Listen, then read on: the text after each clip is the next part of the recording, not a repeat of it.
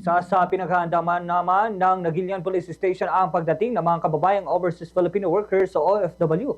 Isa sa magiging programa ng lokal na pamahalaan ang OFW Homecoming kung saan lahat ng magsisidatingan ng mga OFWs galing ibang bansa ay sasalubungin at magkakaroon ng pagtitipon-tipon na inorganisa ng hanay ng lokal na pamahalaan ng bayan ng Nagilian. Sa panayam ng Bombo Radyo Kawayan kay Police Lieutenant Ray Bautista, Deputy Chief of Police ng Nagilian Police Station, sinabi niyang isa ito sa kanilang pinaghahandaan sa ngayon nang sa ganoon ay masiguro at ligtas ang isasagawang aktibidad. Isa rin sa ginagawang aksyon ng otoridad ang pagsasagawa ng information dissemination, maging ang panguhuli sa mga mamamayang gumagamit ng paputok at ang boga.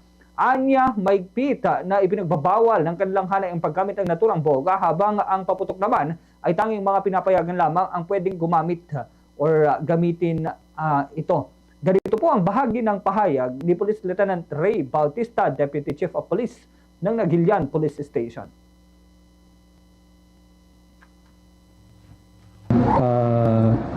Plano ang ating butihing mayor na magkakaroon po ng parang homecoming sa mga ating mga balikbayan, parang balikbayan night. So magkakaroon po yan itong bago Pasko para pasasalamat sa ating mga OFW o mga nasa ibang bansa na kababayan natin dito sa Nagilian.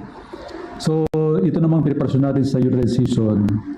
Mayroon tayong mga ordinansa na dati ng ordinansa doon sa paggamit ng pinagbabawal na paputok. At yung bagong ordinansa na ginagawa ng ating sangguniang bayan ay yung bawal ang boga.